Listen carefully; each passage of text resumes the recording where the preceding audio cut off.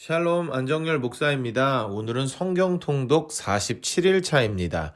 오늘 함께 읽을 하나님의 말씀은 민수기 9장부터 10장 10절까지입니다.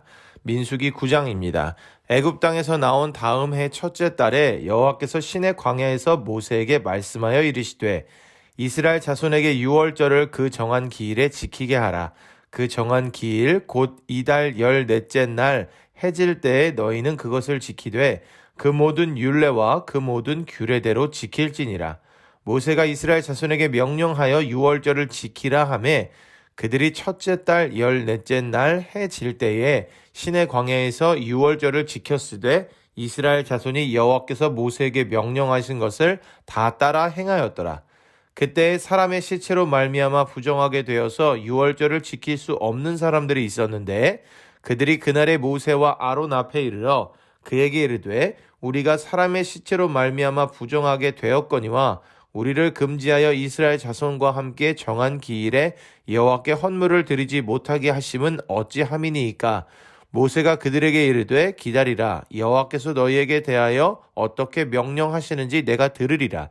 여호와께서 모세에게 말씀하여 이르시되 이스라엘 자손에게 말하여 이르라. 너희나 너희 후손 중에 시체로 말미암아 부정하게 되든지 먼 여행 중에 있다 할지라도 다 여호와 앞에 마땅히 유월절을 지키되 둘째 달 14째 날 해질 때에 그것을 지켜서 어린 양의 무교병과 쓴 나물을 아울러 먹을 것이요 아침까지 그것을 조금도 남겨두지 말며 그 뼈를 하나도 꺾지 말아서 유월절 모든 율례대로 지킬 것이니라. 그러나 사람이 정결하기도 하고 여행 중에 있지 아니하면서 유월절을 지키지 아니하는 자는 그 백성 중에서 끊어지리니 이런 사람은 그 정한 기일에 여호와께 헌물을 드리지 아니하였은즉 그의 죄를 담당할지며 만일 타국인이 너희 중에 거류하여 여호와 앞에 유월절을 지키고자 하면 유월절 율례대로 그 규례를 따라서 행할지니 거류민에게나 본토인에게나 그 율례는 동일할 것이니라. 성막을 세운 날에 구름이 성막 곧 증거의 성막을 덮었고 저녁이 되면 성막 위에 불 모양 같은 것이 나타나서 아침까지 이르렀을 때 항상 그러하여 낮에는 구름이 그것을 덮었고 밤이면 불 모양이 있었는데 구름이 성막에서 떠오르는 때에는 이스라엘 자손이 곧 행진하였고 구름이 머무르는 곳에 이스라엘 자손이 진을 쳤으니 이스라엘 자손이 여호와의 명령을 따라 행진하였고 여호와의 명령을 따라 진을 쳤으며 구름이 성막 위에 머무는 동안에는 그들이 진영에 머물렀고 구름이 성막 위에 머무는 날이 오랠 때에는 이스라엘 자손이 여호와의 명령을 지켜 행진하지 아니하였으며 혹시 구름이 성막 위에 머무는 날이 적을 때에도 그들이 다만 여호와의 명령을 따라 진영에 머물고 여호와의 명령에 따라 행진하였으며 혹시 구름이 저녁부터 아침까지 있다가 아침에 그 구름이 떠오를 때에는 그들이 행진하였고 구름이 밤낮 있다가 떠오르면 곧 행진하였으며 이틀이든지 한 달이든지 1년이든지 구름이 성막 위에 머물러 있을 동안에는 이스라엘 자손이 진영에 머물고 행진하지 아니하다가 떠오르면 행진하였으니 곧 그들이 여호와의 명령을 따라 진을 치며 여호와의 명령을 따라 행진하고 또 모세를 통하여 이르신 여호와의 명령을 따라 여호와의 직임을 지켰더라. 민수기 10장입니다. 여호와께서 모세에게 말씀하여 이르시되 은나팔 둘을 만들되 두들겨 만들어서 그것으로 회중을 소집하며 진영을 출발하게 할 것이라. 나팔 2개를 불 때에는 온 회중이 회막문 앞에 모여서 내게로 나아올 것이요 하나만 불 때에는 이스라엘의 천부장된 지휘관들이 모여서 내게로 나아올 것이며 너희가 그것을 크게 불 때에는 동쪽 진영들이 행진할 것이며 두 번째로 크게 불 때에는 남쪽 진영들이 행진할 것이라. 떠나려 할 때에는 나팔 소리를 크게 불 것이며 또 회중을 모을 때에도 나팔을 불 것이나 소리를 크게 내지 말며 그 나팔은 아론의 자손인 제사장들이 불지니 이는 너희 대대의 영원한 율례니라. 또 너희 땅에서 너희가 자기를 압박하는 대적을 치러 나갈 때에는 나팔을 크게 불지니 그리하면 너희 하나님 여호와가 너희를 기억하고 너희를 너희의 대적에게서 구원하시리라. 또 너희의 희락의 날과 너희가 정한 절기와 초하루에는 번제물을 드리고 화목제물을 드리며 나팔을 불라. 그로 말미암아 너희의 하나님이 너희를 기억하시리라. 나는 너희의 하나님 여호와니라. 아멘. 오늘의 말씀에는 두 번째 유월절을 지킨 이야기와 이스라엘 백성을 인도한 구름에 대한 이야기, 나팔로 신호하라는 하나님의 말씀이 기록되어 있습니다. 지난 1년 동안 하나님께서는 이스라엘 백성과 함께 하시며 그들에게 거룩한 백성 제사장 나라의 꿈을 주셨습니다. 이제 이스라엘 백성이 지난 세월을 추억하며 두 번째 유월절을 지키고 있습니다. 애굽에서 있었던 첫 번째 유월절에 이은 광야에서의 유월절은 여러모로 큰 의미가 있습니다.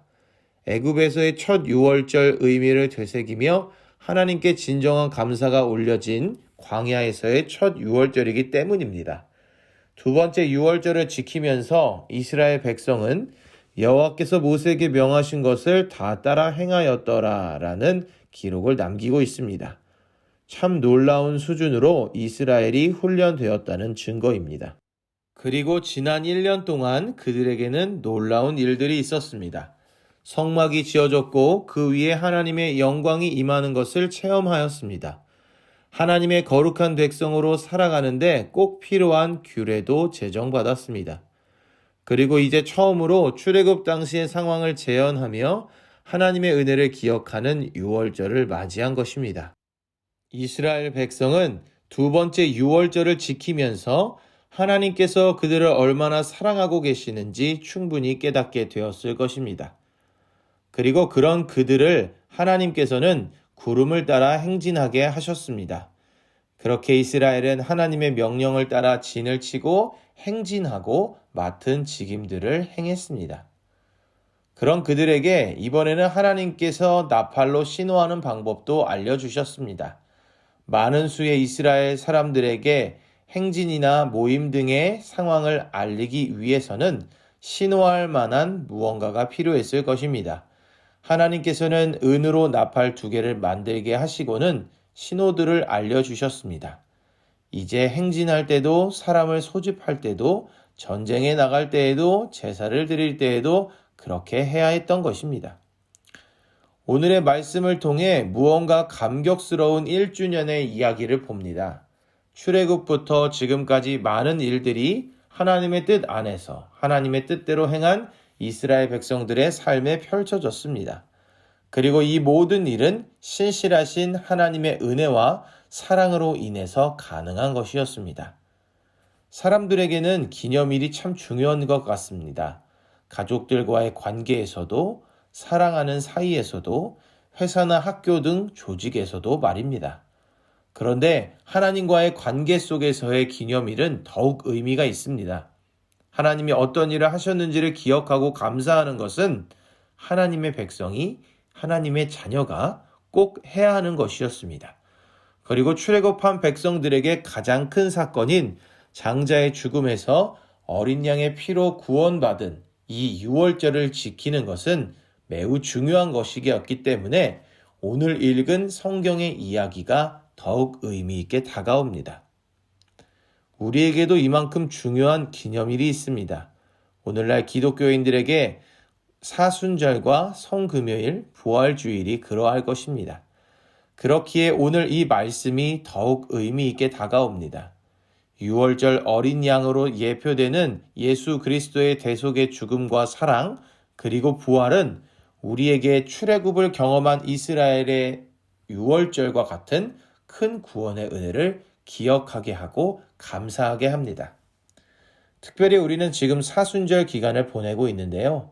이 기간 동안 다시 한번 예수 그리스도의 구원의 은혜를 생각하며 깊은 감사의 마음을 가질 수 있는 우리들이 되기를 소망합니다.